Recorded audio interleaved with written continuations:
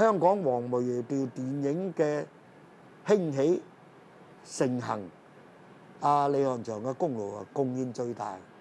啊！因為點解咧？呢個就係首先，即係佢選劇本選得好，即係劇本你最緊要劇本好，喂戲先好。佢選劇本選得好，選角色選得好，再加上咧佢對佈景、對服裝佢好考究。佢嘅貢獻第一就係首先開啟咗喺香港呢個黃梅調嘅傳統啦，透過貂蟬啊，同埋喺《江山美人》裏面咧，將呢一種嘅所謂嘅敘事嘅方式演繹嘅形態係做得好完備。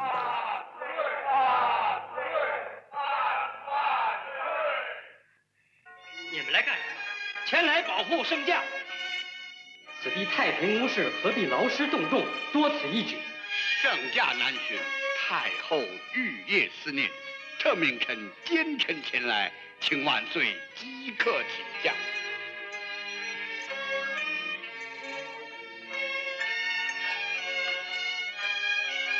知道，候着。1958年初，同邵氏公司簽咗約嘅導演李翰祥，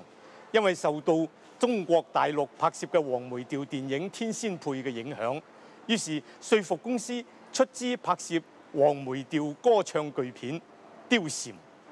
貂蟬》呢一套片唔單止完成咗李翰祥想拍攝古裝巨片嘅願望，而且仲掀起咗香港近20年嘅黃梅浪潮。李翰祥畢生拍過70多部電影，最擅長拍黃梅調片同古裝宮闈片。黃梅調嘅調子總係不斷重複，要拍得好相當考功夫。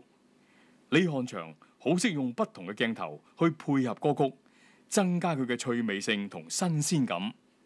其實李翰祥嗰個攝影咧，唔能夠離開咧喺片廠個特色去講。大家都知道咧，即係邵氏嘅片廠係一個全人工化嘅景物嚟嘅，即係話所有嘅嘢其實係靠導演去設計一個片場嘅擺設，然後咧就係攝入鏡頭咁樣去處理。咁即係調翻轉咧，就係話攝影上其實係為嗰個片廠嘅特色而服務。呢種嘅片廠嘅特色咧，全部都係人工化嘅、假嘅。咁所以其實李翰祥咧係喺呢種片廠嘅美學入邊咧係化到爐火純青，即係話佢能夠將片廠所俾佢嘅限制咧消減晒，而俾到一個咧片廠所提供嘅優點咧，將佢發揚光大。另外一方面，佢嘅電影感其實幾強嘅，呢個亦都係李翰祥最好嘅地方。因為如果我哋睇嗰部《江山美人》嘅時候咧，我哋可以睇到有好幾場嘅戲啊，佢係捕捉得好仔細嘅，同埋一種好傳統嘅中國人嗰種比較軟弱嘅敘事方式啊。譬如舉個例就係嗰個皇帝邂逅李鳳姐啦，咁然後佢哋入咗間房之後啦，你睇到有江魚喺度，有兩條魚喺度啊，咁樣係啲都好傳統嘅、好象徵嘅手法啦，咁樣啊，呢個都其實幾有趣㗎。你睇到係中國傳統文人嗰種嘅處理嚟㗎。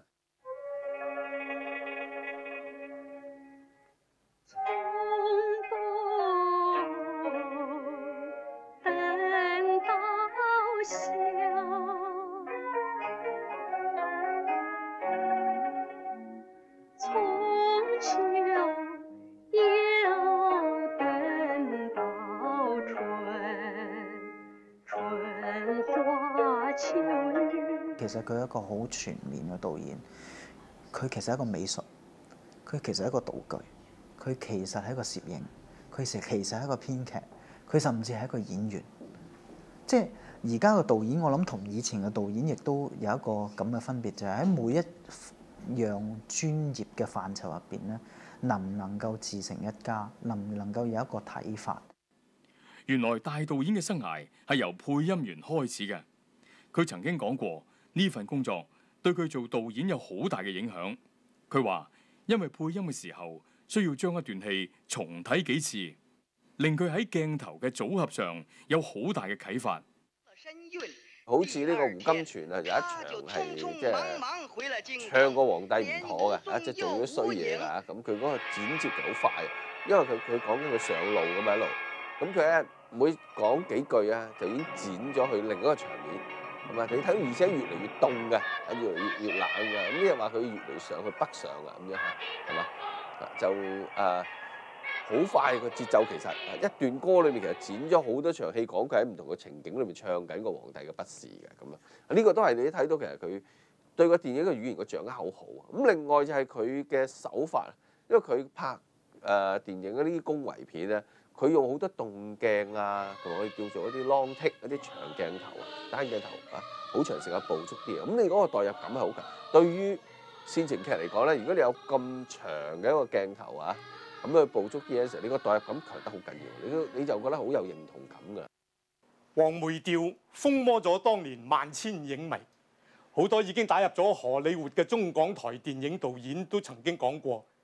黃梅調電影對佢哋嘅導演生涯唔多唔少都有一定嘅影響。時至今日，好多人都仲能夠隨口背誦出黃梅調嘅歌詞同埋歌曲，可見得黃梅調係幾咁得人愛戴。60年代我成長嘅時候咧，係好多戲曲嘅，咁但係我當時就冇機會睇到咁多黃梅調嘅電影，因為我好細個，屋企人未必會帶我去睇嘅。但係反為咧，我後來我研究嘅時候咧，我就知道點解當時香港會興起一個黃梅調嘅熱潮。咁其實就同50年代咧中國大陸嘅好多地方戲曲嚟香港公演有關係。50年代末60年代初啦，個社會需要好大量嘅啲你可以話煽情啲嘅電影嘅，因為嗰陣時嘅生活比較苦啊嚇，同埋咧就個社會經濟條件又唔係咁好，所以如果有啲夢幻啲嘅即係言情一啲嘅嘢咧，喺當時係受歡迎嘅，甚至即係黃梅調呢一類嘅電影咧，佢有歌曲啦有種傳統嘅歌曲，咁呢個都係一種欣賞嘅方式啦。加上佢係啲古裝嘅戲啊、才子佳人啊呢一類嘅古仔咧，亦都係即係可以娓娓動聽咁去敘事出嚟嘅。從電影嘅美學角度，靚人靚景、構圖造型以及音樂唱曲，到今日仍然係潛移默化咁影響緊華人導演嘅作品，將歌唱戲曲、美人、歷史傳奇、文學等融鑄成一種新嘅類型電影。我估計即係當香港電影再進一步成熟，去思考返究竟同中國傳統嘅好多藝術啊、美學嘅關係嘅時候咧，好多呢類嘅老前輩所拍嘅電影咧，就好有參考價值嘅。隨住時代嘅轉變，或者係呢個大家嗰個口味嘅轉變，觀眾層面嘅轉變，去到70年代之後，啲戲曲片亦都慢慢式微。香港嘅粵劇戲曲片冇再拍啦。去到72年，我如果冇記錯咧，72年嘅邵氏金玉良緣《紅樓夢》應該係最後一部嘅黃梅調電影。遺留後世咧，我哋只可以話有啲經典嘅電影咯，即係好似呢個《江山美人》啊、《梁山伯與祝英台》啊、《寶蓮燈》啊咁嚇，即係有一啲咁嘅好嘅作品。咁但係係咪開創嘅一個好長遠嘅傳統咧？就冇，就我哋見唔到啦嚇。但係唔係表示佢唔係一個階段，係一個好成功嘅一個現象嚟喎。如果要探討呢個黃梅調嘅電影或者音樂裏邊咧，應該從一個更深層次去睇，就唔好今日嚟講呢個電影唔係一個單係娛樂節目，係一個我覺得係一個文學性或者一個探討性嘅節目多啲。戲曲電影其實嚴格講咧，響70、80年代香港咧就慢慢少㗎啦。咁所以咧，即係戲曲電影究竟可唔可以再響香港復興咧，都係一個值得研究嘅問題。黃梅調香港大概拍咗40部左右，呢40部黃梅調咧有一半都係好嘅，即係一半都係叫好叫座嘅。咁但係你拍得多，冇可能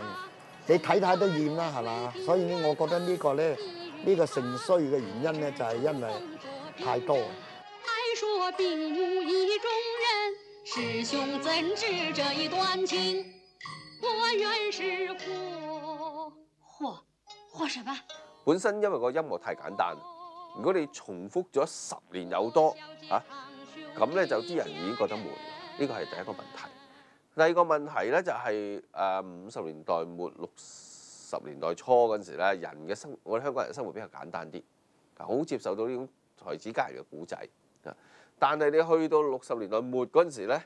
就個境況又完全唔同啦，係嘛？因為當時香港已經經濟開始慢慢起飛，生活又複雜咗啲，個節奏又快咗啲。呢種即係戲曲片啊，特別黃梅調戲曲片，個節奏比較慢啊。咁咧就我哋香港人當時喺個接受嘅程度上面就冇咁強㗎啦，已經覺得佢稍為悶啦，已經節奏慢咗㗎啦。黃梅調都有成十零年流行嘅，因為嗰陣時嘅觀眾嘅文化水準咧，同而家係完全唔同嘅。嗰陣時嗰啲譬如好似我話齋阿嬸啊、阿叔啊，冚唪唥咧都係好欣賞個明星嘅。嗰陣時個明星係好緊要，即係個 star 嚟嘅，即係你見到佢自然會，哇！我見到邊個啊咁。果然才子非假冒，對答如流才學高，我本無一是主鋒，他卻是有心不缺強。